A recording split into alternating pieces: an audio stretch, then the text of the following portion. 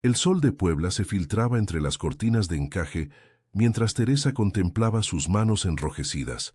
Llevaba 5 horas limpiando la enorme casa colonial de doña Carmela, su suegra, quien organizaba una de sus famosas reuniones del club de lectura que nunca trataban sobre libros, sino sobre presumir su posición social. Teresa, ¿ya terminaste con los baños?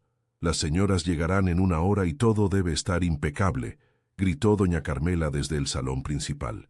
Su voz, siempre cargada de un desdén apenas disimulado, resonó por toda la casa. Sí, doña Carmela, ya casi termino, respondió Teresa, intentando ocultar el cansancio en su voz. A sus 28 años, jamás imaginó que su vida matrimonial se convertiría en esto. Hacía exactamente 3 años que Teresa Gutiérrez, maestra de primaria con grandes sueños, había conocido a José Mondragón durante un festival cultural en el centro histórico. José, con su sonrisa cautivadora y sus historias sobre el bufete de abogados donde trabajaba, la había enamorado rápidamente. Lo que parecía un cuento de hadas se transformó en una pesadilla cuando, tras la boda, doña Carmela sugirió que vivieran en la casona familiar para ahorrar dinero mientras compraban su propia casa. Ese día nunca llegó. Teresa recordaba con amargura cómo, en los primeros meses, las peticiones casuales de ayuda se transformaron en órdenes diarias. Primero fue preparar el desayuno para todos, luego limpiar algunas habitaciones, hasta que, sin darse cuenta, se convirtió en la empleada doméstica no remunerada de la familia Mondragón. «Es normal, mi amor», le había dicho José cuando ella intentó hablar sobre el tema. «Mi mamá está acostumbrada a cierta dinámica familiar, solo dale tiempo». Pero el tiempo solo empeoró las cosas. Teresa tuvo que dejar su trabajo como maestra porque las esposas de los Mondragón no necesitan trabajar, según doña Carmela. Lo que nadie mencionó fue que, en su lugar, trabajaría gratis para su suegra. Mientras Teresa acomodaba las servilletas de lino bordadas con las iniciales de los Mondragón, observó por la ventana a José llegando en su auto. Bajó del vehículo con un ramo de flores, seguramente para su madre, y con ese traje impecable que hacía juego con su sonrisa perfecta. A veces Teresa se preguntaba si realmente conocía al hombre con quien se había casado. «Llegó José», anunció doña Carmela con una alegría que jamás mostraba cuando Teresa entraba por la puerta. «Rápido, Teresa, ve a servirle algo fresco, debe estar agotado del trabajo». Teresa obedeció automáticamente, como un reflejo condicionado tras años de órdenes. En la cocina, mientras preparaba la limonada que José siempre pedía, sintió una vibración. El celular de su esposo, que había dejado sobre la encimera mientras saludaba a su madre, recibía una llamada. El nombre en la pantalla hizo que Teresa se congelara. Rafael, no contestar en casa. Por un impulso que no pudo contener, Teresa tomó el teléfono. Antes de que pudiera pensar en lo que hacía, deslizó el dedo sobre la pantalla y escuchó. «José, ¿ya le dijiste a tu esposa sobre el dinero? Necesito transferir esos 5 millones antes del viernes o todo el plan se viene abajo. Tu madre ya confirmó su parte, solo faltas tú. Recuerda que si Teresa firma esos papeles sin leerlos como hizo con los otros, podemos liquidar todo sin problemas». Teresa sintió que el suelo se movía bajo sus pies. Colgó sin decir palabra y dejó el teléfono exactamente donde estaba. Con manos temblorosas terminó de preparar la limonada mientras su mente procesaba lo que acababa de escuchar. ¿Qué papeles había firmado sin leer? ¿Qué estaban planeando José y su madre? Una sensación fría le recorrió la espalda cuando recordó los trámites bancarios que José le había pedido firmar el mes pasado, asegurándole que solo eran formalidades para una cuenta conjunta. Cuando entró al salón con la bandeja, encontró a José y a doña Carmela cuchicheando en un rincón. Se separaron inmediatamente al verla. «Ah, Teresa, justo hablábamos de ti», dijo doña Carmela con una sonrisa que no llegaba a sus ojos. «José tiene unos documentos que necesita que firmes. Nada importante, solo unos trámites del bufete». Teresa miró a José, buscando en su rostro algún indicio de la traición que acababa de descubrir. Él le devolvió una sonrisa confiada, la misma que usaba para convencer a los jurados en los tribunales. «Son solo unos papeles para actualizar tus datos en mi seguro médico, cariño», dijo José con naturalidad. «Te los mostraré después de la reunión de mamá». Teresa asintió, fingiendo la misma docilidad que había mostrado durante 3 años. Pero por dentro Algo había cambiado. La sirvienta obediente había muerto en ese instante, y en su lugar nacía una mujer determinada a descubrir la verdad y tomar el control de su vida. Mientras servía la limonada, Teresa tomó una decisión. No firmaría nada. Y más importante aún, descubriría qué estaban tramando su esposo y su suegra, aunque fuera lo último que hiciera en esa casa. El mercado de Sonora bullía de actividad aquella mañana de sábado. Entre puestos de frutas tropicales, hierbas medicinales y artesanías, Teresa caminaba con determinación hacia un local discreto al fondo del pasillo principal. Habían pasado 3 días desde que escuchó aquella llamada, y cada noche había fingido dormir mientras repasaba mentalmente sus opciones. ¿Eres la señora que llamó ayer?, preguntó una mujer de unos 50 años, con lentes de pasta y cabello recogido en un moño severo. Sí, soy Teresa, respondió, sintiendo el peso de su anillo matrimonial como nunca antes. Necesito información sobre mi situación financiera, pero con absoluta discreción. Claudia Martínez, contadora forense recomendada por Lucía, la única amiga que Teresa había mantenido a pesar de las restricciones impuestas por su matrimonio, la invitó a pasar a una pequeña oficina detrás de la tienda de hierbas medicinales que servía como fachada. Tu amiga me explicó algo, pero necesito que me cuentes todo desde el principio, dijo Claudia, sacando una libreta. Y necesitaré cualquier documento que hayas firmado en los últimos años. Teresa extrajo de su bolso varias carpetas. Durante los últimos días, mientras José estaba en el trabajo y doña Carmela en sus interminables compromisos sociales, había buscado frenéticamente copias de todo lo que había firmado desde su matrimonio. Creo que mi esposo y mi suegra están desviando dinero a través de mí, explicó Teresa con voz temblorosa. Escuché una conversación sobre 5 millones de pesos y documentos que firmé sin leer. Claudia revisó meticulosamente los papeles durante 2 horas. Su expresión se tornaba más grave con cada documento que examinaba. Teresa, esto es más serio de lo que imaginé, dijo finalmente, quitándose los lentes. Según estos papeles, eres dueña de una empresa fantasma que ha estado recibiendo grandes cantidades de dinero del bufete donde trabaja tu esposo, dinero que luego se transfiere a cuentas en Panamá. ¿Qué? Yo nunca he tenido una empresa, exclamó Teresa sintiendo que el aire le faltaba. Legalmente sí, continuó Claudia. Y lo peor es que, si esto es lo que sospecho, un esquema de lavado de dinero, tú aparecerías como la principal responsable. Tu firma está en todo. Teresa sintió que la pequeña oficina daba vueltas a su alrededor. Recordó todas las veces que José le había pedido firmar documentos urgentes sin darle tiempo a leerlos. Son cosas del bufete, cariño, confía en mí, siempre decía con esa sonrisa encantadora. ¿Qué puedo hacer?, preguntó Teresa con la voz apenas audible. Primero, no firmar absolutamente nada más, respondió Claudia con firmeza. Segundo, necesitamos pruebas de que no estabas al tanto de estas operaciones. Y tercero, debemos averiguar de dónde viene realmente ese dinero. Cuando Teresa salió del mercado, el colorido y bullicioso México que tanto amaba parecía ahora un lugar extraño y amenazante. Mientras esperaba un taxi, notó un auto negro estacionado a pocos metros. Al acercarse el vehículo para recogerla, distinguió claramente el rostro del conductor. Era Francisco, el asistente personal de doña Carmela. La habían seguido.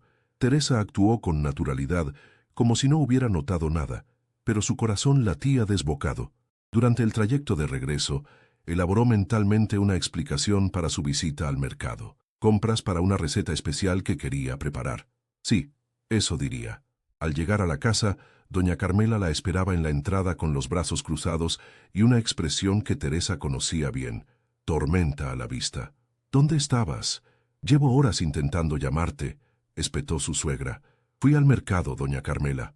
Quería comprar chiles pasilla para una receta que... ¿Y para eso necesitabas hablar con una contadora?, interrumpió doña Carmela con una sonrisa maliciosa. Francisco te vio, Teresa. No somos estúpidos. El miedo inicial de Teresa se transformó rápidamente en indignación. 3 años de humillaciones habían construido una presa que ahora amenazaba con romperse.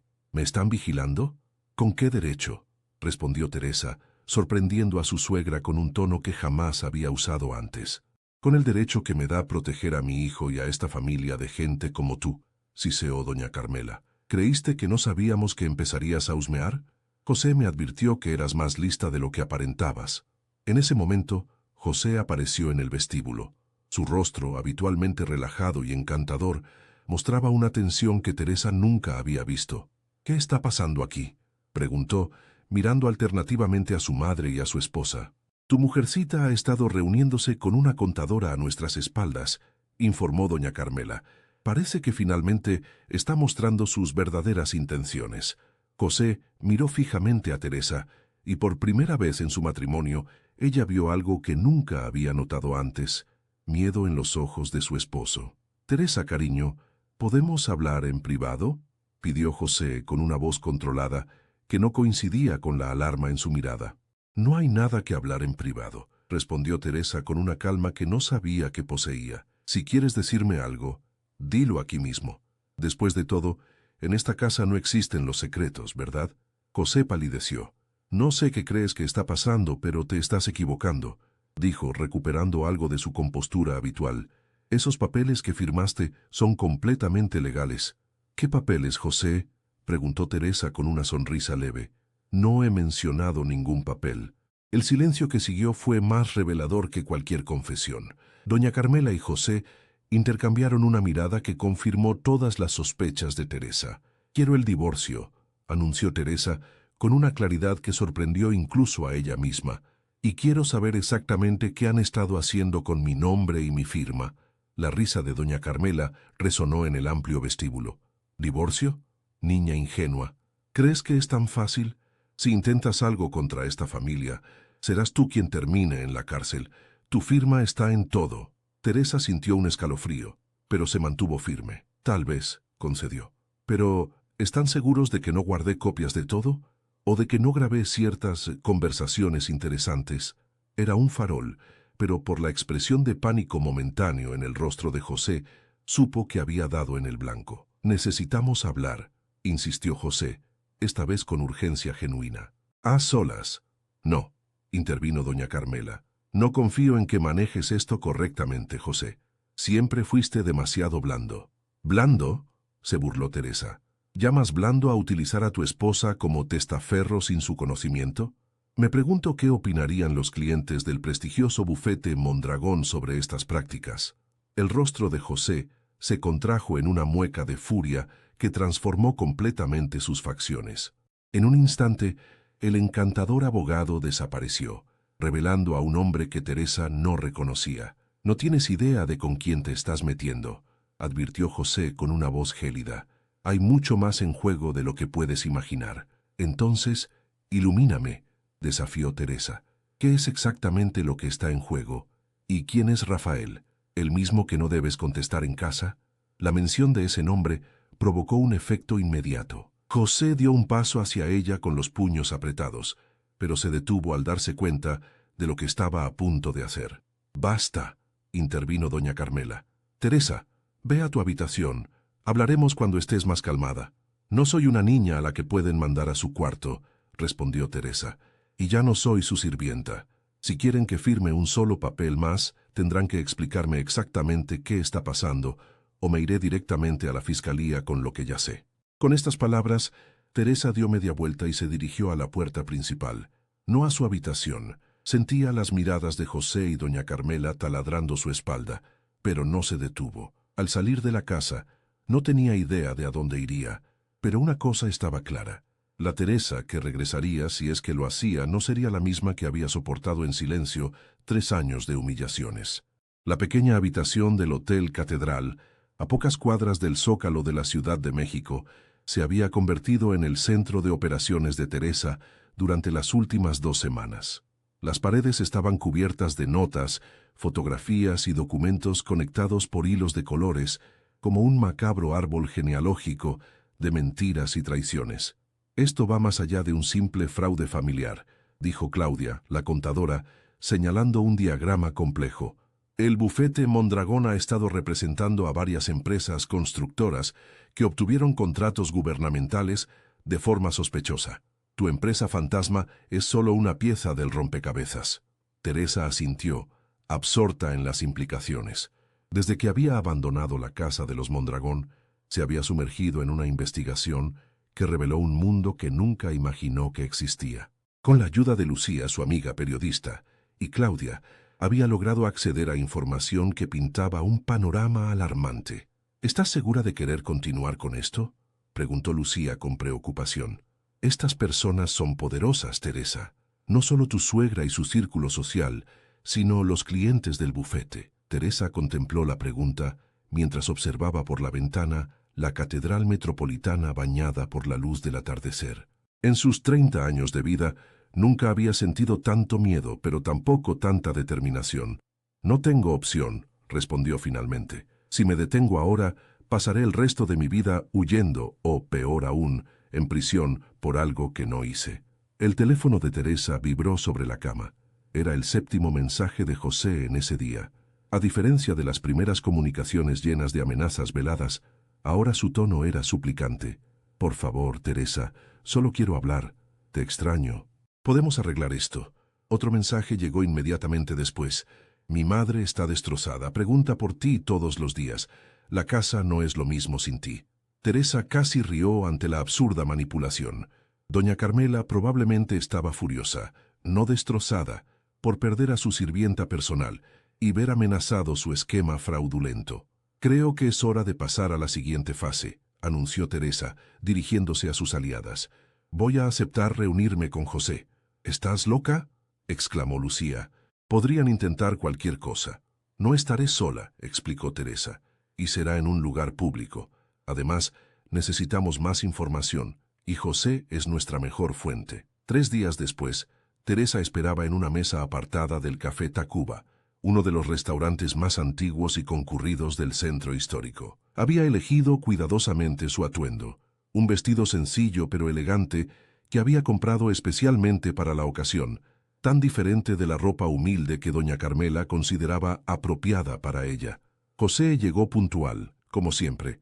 A pesar de todo, Teresa sintió una punzada de nostalgia al verlo entrar. Este era el hombre que una vez había amado, con quien había imaginado construir una vida y tener hijos. ¿En qué momento se convirtió en un extraño? Teresa la saludó con evidente alivio al verla. Gracias por aceptar verme. No lo hago por ti, aclaró ella. Lo hago por mí. José se sentó frente a ella, nervioso como nunca lo había visto. Sus ojos recorrieron el restaurante, como buscando algo, o a alguien. ¿Estás sola?, preguntó en voz baja. ¿Importa? ¿Planeabas algo que requiera que estés sola?, respondió Teresa con una sonrisa fría. José pareció genuinamente herido por la insinuación. Solo quiero hablar, Teresa. Han sido las peores semanas de mi vida. No puedo dormir, no puedo concentrarme en el trabajo. ¡Qué terrible!, interrumpió Teresa con sarcasmo. ¿Sabes qué también es terrible? Descubrir que tu esposo te ha estado utilizando como testaferro en operaciones fraudulentas que podrían mandarte a prisión. No es lo que piensas, insistió José, inclinándose hacia adelante. Sí, cometí errores, pero nunca quise involucrarte. Fueron circunstancias complicadas. Explícamelas, exigió Teresa. Tienes exactamente esta comida para convencerme de que no debo ir directamente a las autoridades. José palideció. No puedes hacer eso. No entiendes con quién estamos tratando. ¿Rafael?, aventuró Teresa, observando atentamente la reacción de José. El nombre provocó exactamente el efecto que esperaba. José se sobresaltó como si lo hubieran pinchado con un alfiler. ¿Cómo? No importa, se corrigió rápidamente. Sí, Rafael Montero. Es socio mayoritario del bufete, aunque su nombre no aparece oficialmente. Un hombre muy poderoso con conexiones en todas partes. ¿Y qué papel juega tu madre en todo esto?, preguntó Teresa mientras el mesero servía café. José soltó una risa amarga. Mi madre, ella y Rafael tienen una relación desde hace años. Fue ella quien me consiguió el trabajo en el bufete cuando terminé la carrera. Teresa procesó esta información. Doña Carmela, la viuda respetable que presumía de sus valores tradicionales y criticaba constantemente la moral de los demás, mantenía una relación secreta con un hombre casado. ¿Y los 5 millones? ¿De dónde vienen realmente?, presionó Teresa. José miró nerviosamente alrededor antes de responder en voz muy baja.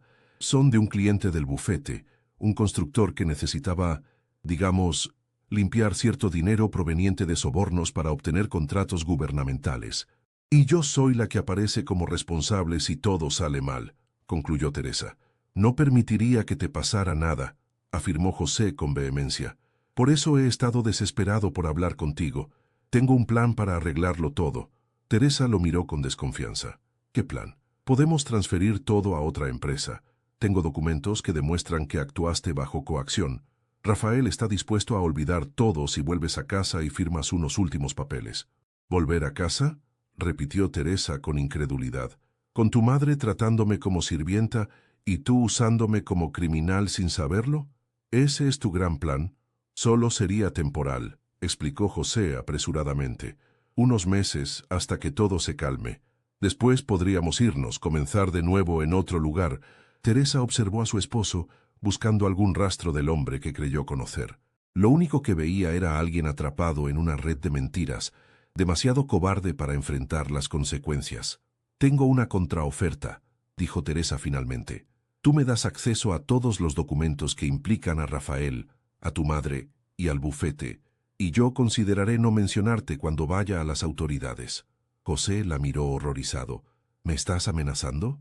Te estoy dando la misma opción que tú me diste a mí sin consultarme, respondió Teresa. La diferencia es que yo te lo estoy diciendo directamente. No puedes hacerlo, susurró José. Te encontrarían. Nadie que haya desafiado a Rafael ha salido bien parado. ¿Es una amenaza?, preguntó Teresa con calma. Es una advertencia, respondió José, pasándose una mano temblorosa por el cabello. Teresa, por favor, te amo. Sé que cometí errores, pero podemos solucionarlos juntos. Teresa sintió una oleada de lástima por este hombre que una vez fue el centro de su mundo. Si realmente me amaras, nunca me habrías puesto en esta posición, dijo suavemente, y nunca habrías permitido que tu madre me tratara como lo hizo durante 3 años. Mi madre es complicada, admitió José, pero en el fondo te aprecia, solo que tiene sus propias formas de demostrarlo. Teresa no pudo contener una carcajada. Sus formas de demostrar aprecio incluyen tratarme como sirvienta y utilizarme en un esquema de fraude. José, por favor, no insultes mi inteligencia. Dame una semana, suplicó José. Solo una semana para arreglarlo todo. Te prometo que encontraré una solución donde todos salgan ganando. Teresa lo miró largamente, como evaluando la propuesta. Finalmente, asintió. Una semana, pero no volveré a la casa. El alivio en el rostro de José era evidente. Gracias, Teresa. No te arrepentirás. Lo que José no sabía era que Teresa ya había tomado su decisión mucho antes de esta reunión. La semana no era para él, sino para ella. 7 días para ejecutar su plan y asegurarse de que todas las piezas estuvieran en su lugar. Cuando se despidieron en la puerta del restaurante, José intentó besarla. Teresa desvió el rostro, ofreciéndole su mejilla en su lugar. Una semana, repitió ella. Te amo, dijo José con lo que parecía sinceridad. Teresa solo sonrió, sin comprometerse a nada con palabras.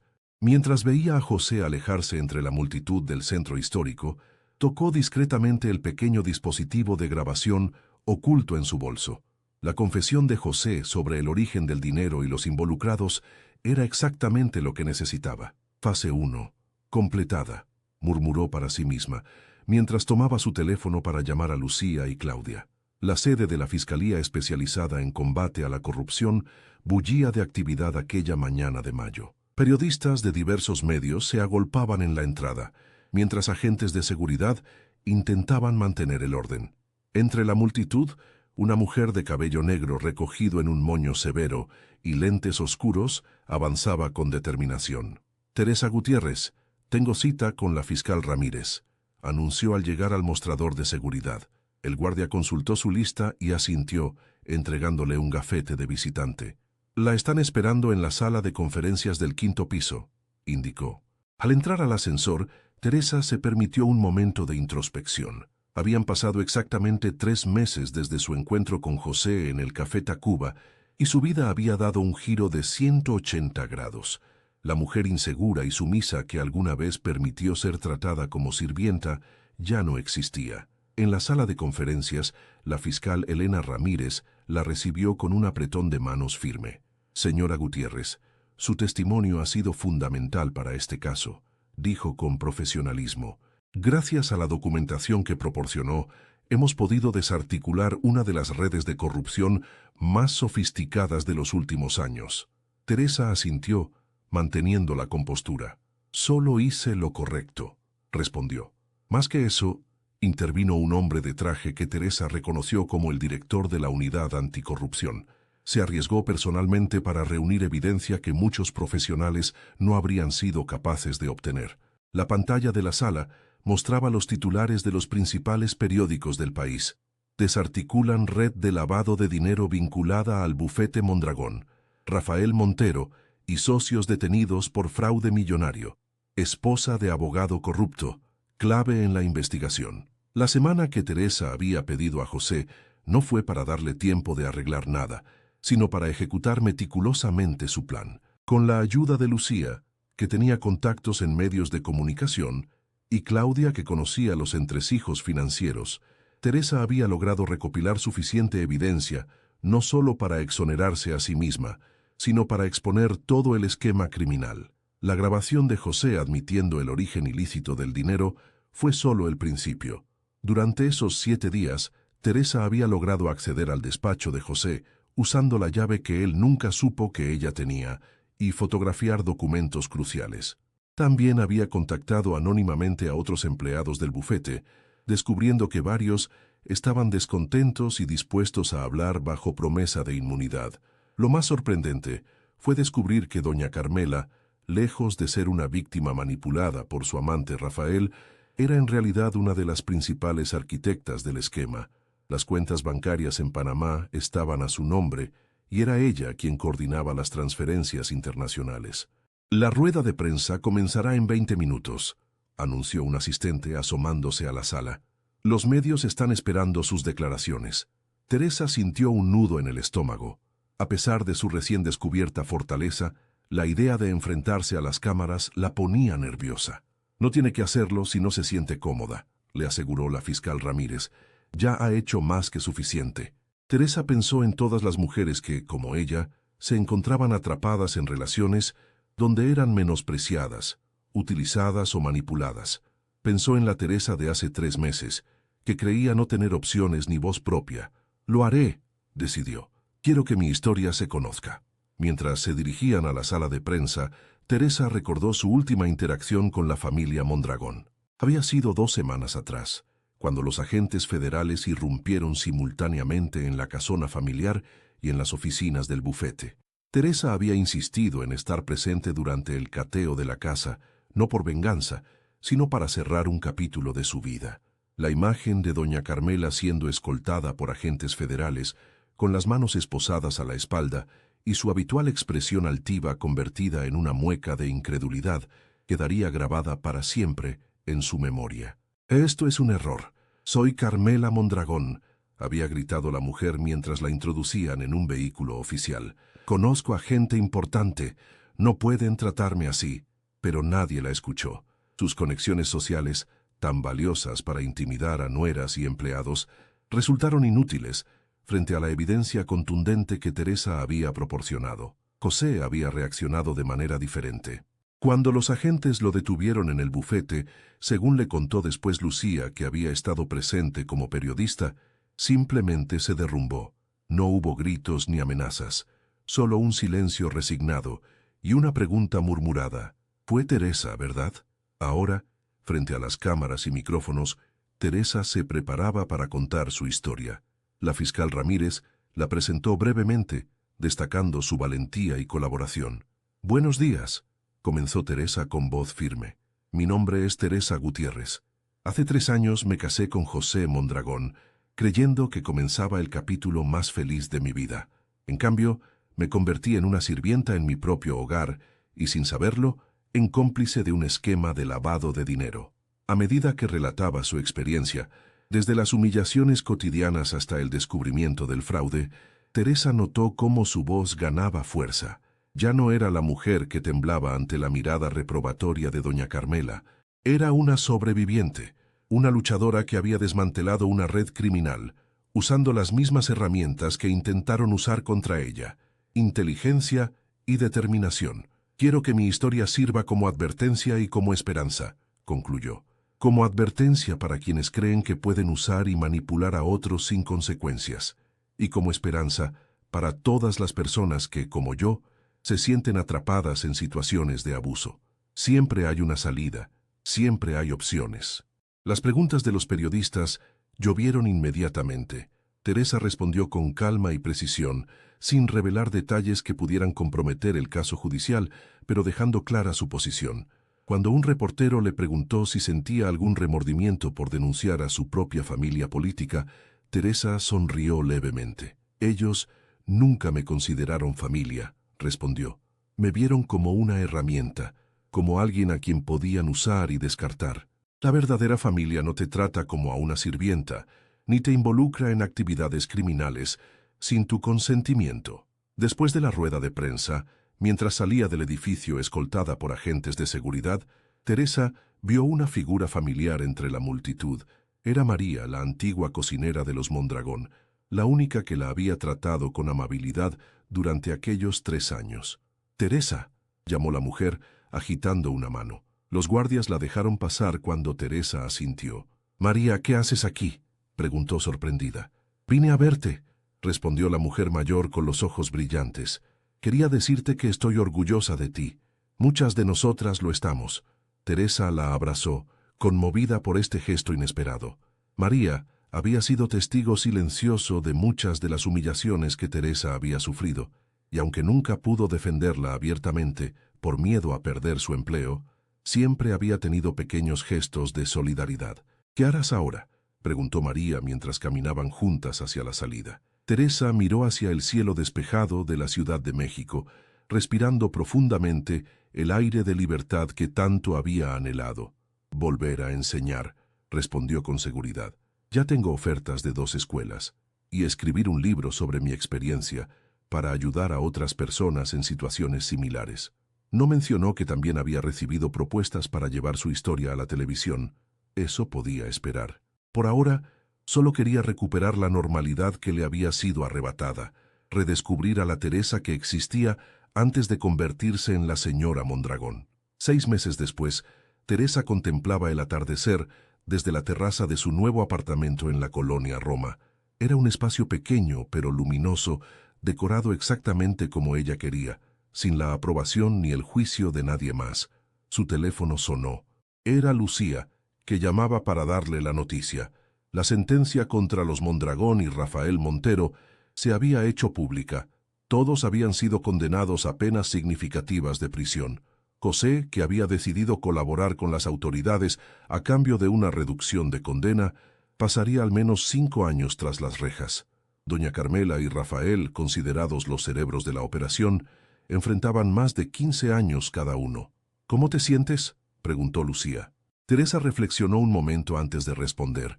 No sentía alegría por el destino de José, a pesar de todo lo que le había hecho. Tampoco experimentaba la vengativa satisfacción que muchos esperarían ante la caída de doña Carmela. «En paz», respondió finalmente. «Siento que se ha hecho justicia, no solo para mí, sino para todas las personas a las que estafaron y utilizaron». Después de colgar, Teresa abrió su laptop.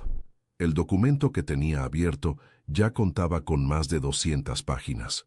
Era su libro titulado «De sirvienta a heroína, mi lucha contra el abuso y la corrupción». Las editoriales se habían peleado por los derechos, y la primera edición saldría en 2 meses.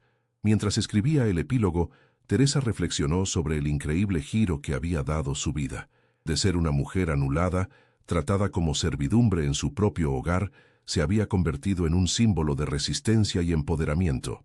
Las cartas y mensajes de apoyo llegaban a diario, muchos de mujeres que se identificaban con su historia y encontraban inspiración en su valor. «A veces», escribió Teresa, «necesitamos perderlo todo para descubrir nuestra verdadera fuerza. Mi suegra me trataba como a una sirvienta. Mi esposo me utilizó como una marioneta en sus negocios turbios, pero al final fui yo quien tomó el control de mi destino. Y esa es la lección más valiosa que aprendí. Nunca es demasiado tarde para reescribir tu propia historia». Mientras el sol se ocultaba tras los edificios de la ciudad, Teresa cerró su laptop y sonrió. Por primera vez en mucho tiempo, El futuro no le daba miedo. Era suyo para moldearlo como ella quisiera, sin manipulaciones ni humillaciones. La sirvienta había muerto, y en su lugar había nacido una mujer fuerte, decidida a vivir en sus propios términos. Y eso, pensó Teresa mientras contemplaba las luces de la ciudad que se encendían una a una, era la verdadera libertad.